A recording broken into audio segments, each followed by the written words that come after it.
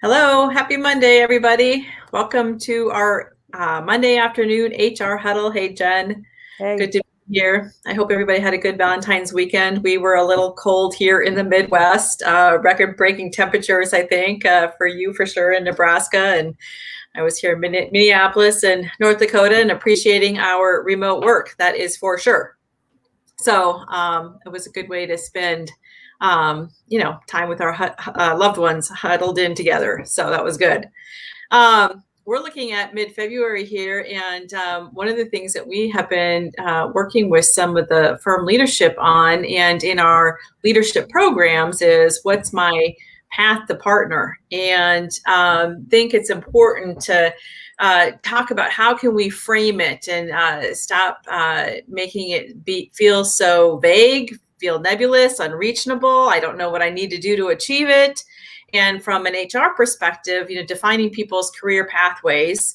I think we're doing better in the profession with competencies and learning matrices and what do I need to develop at each level. And I can start to focus on business development and people development and maybe even moving a little bit away from that only technical track. We talk about a 2-track system. I think we talked about that in a previous HR huddle, but then we come to partner. What does it mean to become partner? So we thought we would jump in and talk about, how can we better define that and make it clearer for people? And we know there's, uncertainties and different demands at different periods of time, and that's part of the education. And so we can talk about that too, but that's where we thought we would go today. So Jen, I don't know if there was a place you wanted to start or add to that, and then we can just kind of, see where that takes us. sure. Thank you. Yes, this is a subject that I think is really critical, and we've seen a number of people quit in December, January that firms had as their high potentials on the path to partner, and they left and they went to work for either another firm or more likely into industry where they felt like they could more clearly see their career path. And it's always devastating when that happens. And I usually try to follow up and say, can I talk to the person? I know they're leaving. I'm not trying to save them. I mean, I'm sure they by the time they give notice, they're not really that savable maybe, but I just want to understand what didn't happen or what did happen. And so we'll have those conversations. And I've had a couple of them in the last 90 days. And for in both instances, their number one overarching sentence was something like, I felt like I had to wait to become partner, but I had no idea how long that wait was going to be. And I did not know what I specifically had to do to shorten the wait. And, when Tamera and I were talking about topics, I said, let's talk about quit making partnership look like a black box that nobody understands, like this, like completely obscured, hidden, weird thing that nobody can really picture what's it going to take for me. And when we do that, it makes those that really are ladder climbers, those that really want to lead from, the front of the firm, those that are probably your best potentials for successor, it makes them question whether they want to hang out because they can't tell how long that is going to take. And we just hear it again and again. So I do think it's really important. And I think if I had one big piece of advice, I have a bunch, of different things I've seen firms do that stop this black box business. But my number one is make sure that your highest potentials who have the potential to ascend to your highest levels, whether you call that partner or some firms call it principal or shareholder, or some of you in industry might call it, VP or executive leadership team or whatever the term is, those higher levels. If you have people that you can just see that they have the potential to get there, they need to know that.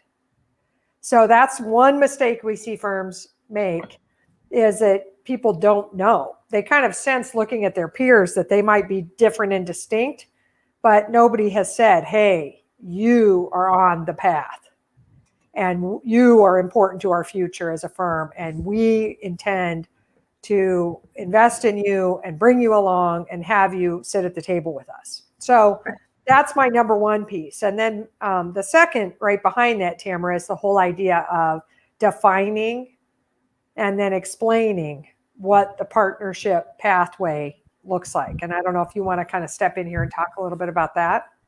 Well, and I think before we go into the details, I think we have to acknowledge that most partners today, especially partners that are on, within 10 years of retirement or so, probably didn't have it defined for them. Right. And maybe it's longer than that. Maybe it's wider than that 10-year gap.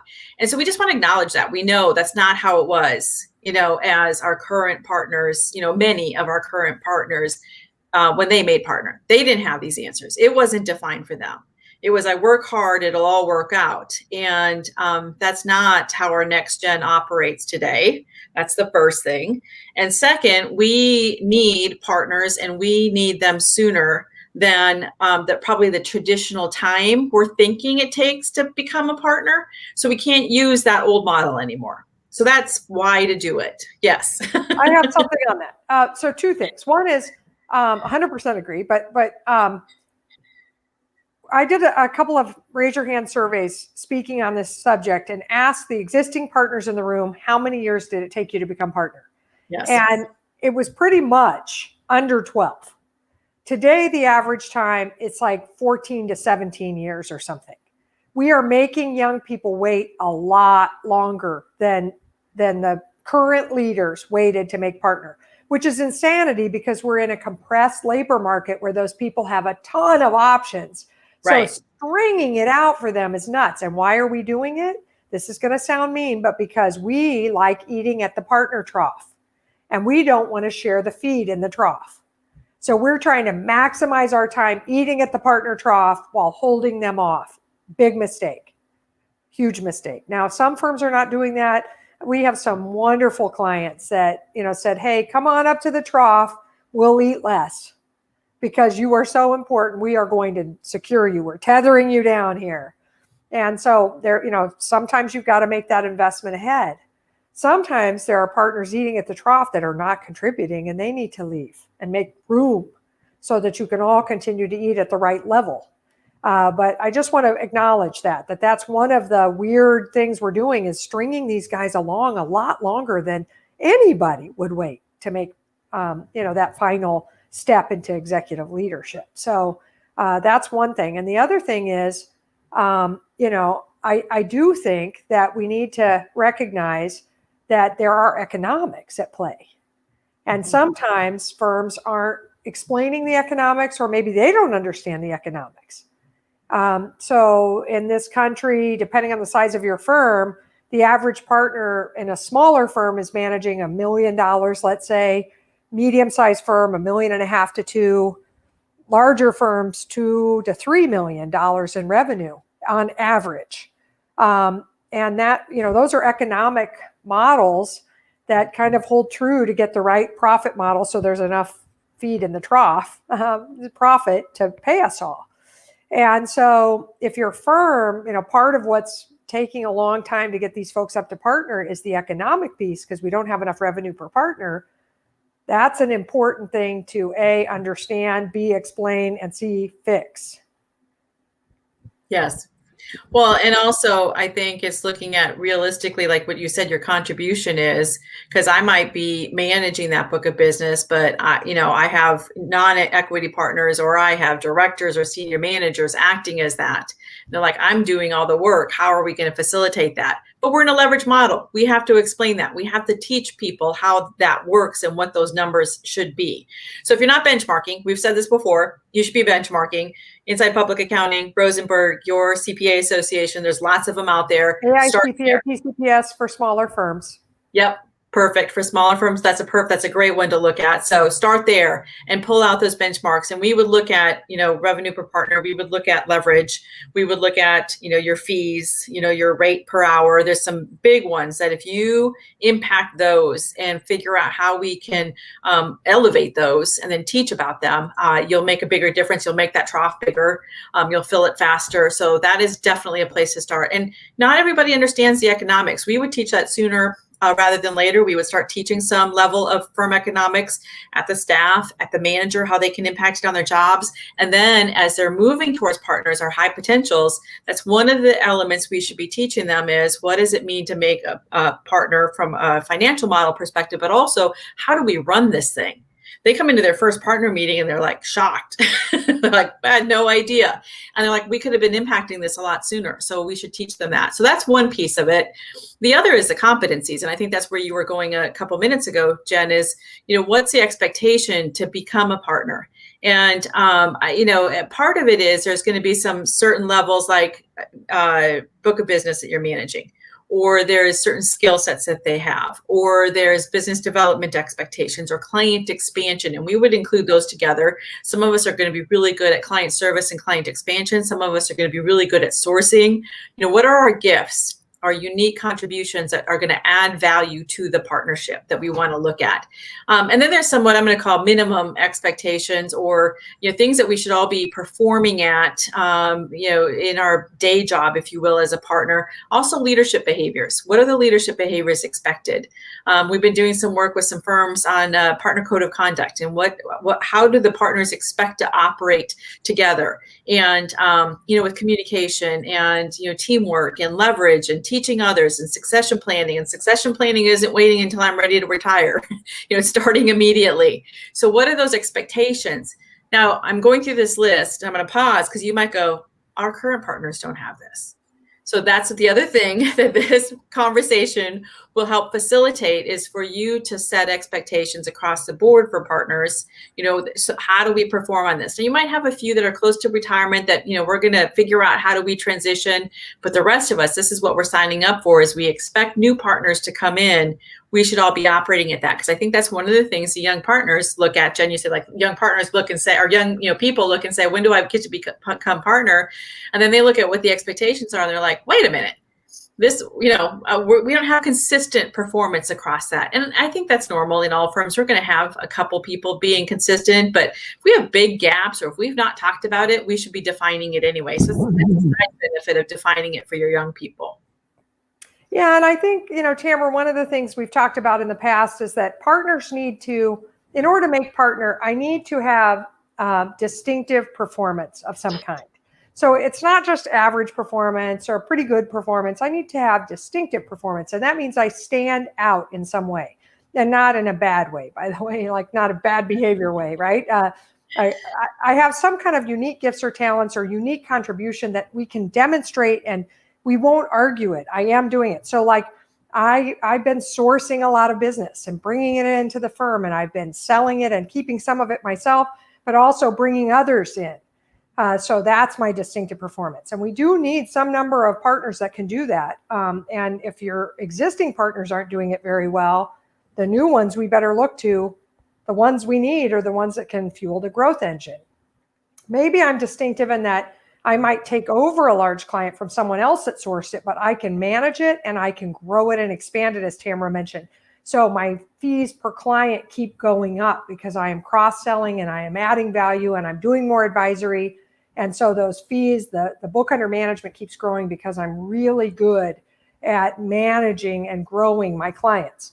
I might have distinctive performance, and we can't have too many of these, by the way. A lot of firms are like, okay, that's the kind of partner we're going to make. And you can't have too many, but very technical. Right. So like, for instance, if our QC partner is retiring in the next 5 years for audit, and audit's a big piece of our practice, we need another QC person. Now, do they have to be a partner?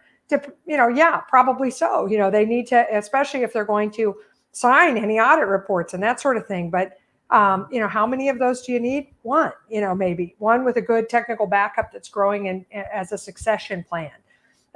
Unique technical expertise in a specific industry niche. Maybe that's what makes me distinctive. I'm really incredible at certain kinds of consulting services, or I'm really wonderful at manufacturing expertise, and I know those guys, and that's an important niche for us, and that's how I'm making my bones, if you will, as partner. So, or maybe I'm just a really, really good people developer. I recruit people to the firm, I source them, I find them on campus. I'm a magnet. When they come, I'm a really great mentor for them. I'm keeping people, I'm developing a team. The people that I mentor are getting promoted. That's how I'm distinguishing myself. So we need to recognize that people do have to have distinctive performance. It's not enough that I just get my work done. And I think sometimes people are like, hey, I've been here 14 years and I've been cranking out my work, and I haven't gotten us sued, and I haven't lost too many clients, so I think it's about time to let me in. And we try to say to folks, hey, wait a minute, that's not distinctive. And if there are 3 of you that are just like that, the one who's got the most distinctive potential to contribute to the future of the firm, that's the one we're picking. The other thought here, and then I'll let you jump in on whatever you're thinking over there, is if I'm in a decent sized firm with lots of partners, and I live inside a certain discipline, and I have 3 or 4 partners that I work with a lot, but I don't know the rest of those people, that's another big problem on the path to partner. And nobody explains that. Tamera and I, and the rest of our coaches in our leadership program, we explain this all the time, and people look at us like we have 3 heads. They never thought of it, and nobody's told them. We say all the time, how is anybody in your firm going to vote for you for partner when they've never met you, never had a conversation with you, and have no idea what you do or what distinctive performance or special gifts and talents you have? So this idea of internal networking is critical in larger firms for people on the path, and not just like, let me do a dog and pony show like I'm trying to sell a vacuum to you, office to office or Zoom call to Zoom call, where I tell you all about me, but where I stop and really build relationships with each of these people that I'm thinking about being business partners with, and start recognizing that you don't do that 5 minutes before the vote. You start doing that back there at the manager level, and that needs to happen. And so that's part of the pathway. You're not on it unless you've done that, in my opinion. Well, and part of that, I think, is the distinctive quality is where should your high potentials be participating on committees or leading an initiative or being in a cross-functional or cross-office, to your point about a large firm, where they can also get that visibility. And we, as the advocates for those high potentials, should be looking for those opportunities. Yes. We should be suggesting them for that. And that's another way to create that visibility. But it's, it is amazing that people don't think about it. It's like we have to create that visibility, that presence, and who are they as the go-to person? Why would I go to Jen? Why would I go to Emily? Why do I need to know her? And how is she going to contribute to the partnership? But also, we need to know that. We need to know each other. When should I be calling you in? What should I be knowing you for? And so making those introductions. The other thing you were talking about that I thought of is, so this idea of, I'm really good at serving my clients. I've been here for 14 years. We would say like that's table stakes. Like that's minimum what I'm doing for my job. What am I doing? And we also call that current production. When we talk about goal setting, we talk about that as current production. This is what I'm doing to, keep the lights on, to, pay people, to pay, the people on my staff, the offices, all our technology, all of those things. But what am I doing to develop future capacity? And that's where you were talking about developing people, developing books of business, expanding my clients, developing a, specialty technical area that we can go after. Right. Yeah. And so we have to have 1 or 2 of those. They're not going to be good at all of those. No. Probably need to be sufficient in all of those, but I'm not going to be great in all of those. So pick 1 or 2 and then go after it. And that's what we would be coaching your high potentials on. So as they're looking at, how do I carve my path to partner? Yes, there's some, definitions. We should say, here's what it takes to become partner. We should do that from a firm side, from an HR side and a leadership perspective. But then we need to say, where are you going to make your mark? And give them options. Let them try some things, give them some, access, we might have some suggestions for them. Their mentor might have some suggestions for them. There's things that you want to do in the firm that you're talking about at the leadership level. Tell them about it, get them involved in the planning so they can say, hey, I am interested in that. Let me go after that. So that's another great place to explore it with them. Definitely.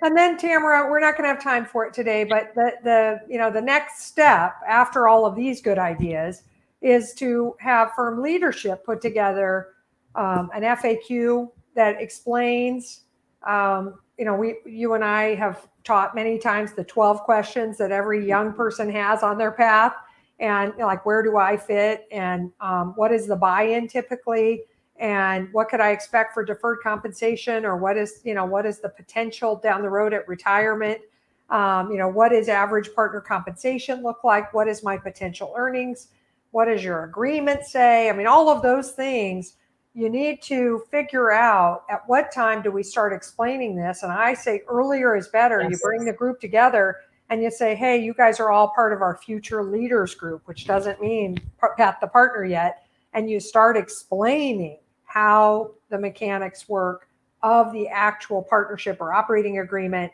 and you start teaching them about what's expected, if there is a buy-in, how much is it, am I funding it, does the firm fund it, do I have to get a loan, how does it all work? And people wonder. And we have a saying, in the absence of information, people make up their own, and it's almost always negative. It's almost always not the truth, but also not that positive or hopeful. And so in this black box that we leave partnership to be, a lot of these future leaders are saying, hey, it's going to take too long. I might not be on the path, and I'm not really sure what to do about that. And then I have no idea if they pulled me in a room and said, partnership today, son, or young lady, if they did that right now, I wouldn't even know what they were going to expect. Am I supposed to show up with a checkbook that day? What does it look like? And why are we leaving it so murky? What are we afraid of? What are we afraid of? I'm afraid they're going to leave you. If you leave it murky, I'm afraid they're leaving. And I keep seeing that. So that's why we're talking about this. But what are you afraid of by telling them? And if there are things you don't think are good, what can we do to change those? Well, we don't even talk about what's good. We should talk about both, what's not good and how we can change it and have them help us. But we also don't tell them how much potential there is to make. And they're watching partners today being burnt out, overwhelmed, grouchy, maybe, worst busy season, those kinds of things. And they're like, that doesn't even look worth it. Like, don't talk to me about partner. And we see that happen too. It's like, we'll have leadership say, we don't have anybody interested in partner, or it's hard to find somebody. They're scarce and far and few between. Well, it's because we're not talking about what's so great about being partner. And then we're not including them in problem solving to make it better. Or we're saying that's how it is. When you're partner, you can change it, which is the worst thing you could do. Instead of saying, hey, we want it to be better for us too. How do you want it to work? Let's problem solve this together and pick a few things to go to work on. But sometimes we make it look ugly, and then we don't tell them what it takes to get there. And then we wonder why I don't have any partner candidates, or they leave. Like you said, your biggest fear is they leave. So we need to be more transparent about that and sooner. And I love the idea of a high potential or future leader group. And we can start talking about these things. Let them ask questions, share different pieces. They will operate differently also. If nothing else, you will have a different level of that mid-manager team when you start doing that with them. So it'll be huge. Yeah. Hey, Tamera. Yes. I think Emily, if she's out here when she hears the recording, or if she's with us live, I think she is live. If you could post the 12 questions that future leaders ask, not the ones we should ask them. That's a different one. You could post both, but let's make sure the 12 questions we hear again and again about the path to partner. Let's post that with this recording. I think people will really appreciate it. And writing answers, getting your leadership team to agree on them, and then starting to disseminate those answers in small lunch and learns and that sort of thing it'll do wonders. It's like opening up a black box, becoming transparent, and having people start to say, I get it. And they must be pretty serious about me because they've included me in this conversation. Right. And that'll help immensely. So please do it. Yes, exactly. Thank you again for being with us today. We love this topic. If you have questions or ideas or thoughts, anything you want to run by us, reach out to us. We'll get that blog posted, and we will see you next week. So thank you very much and have a great week. Bye. Bye.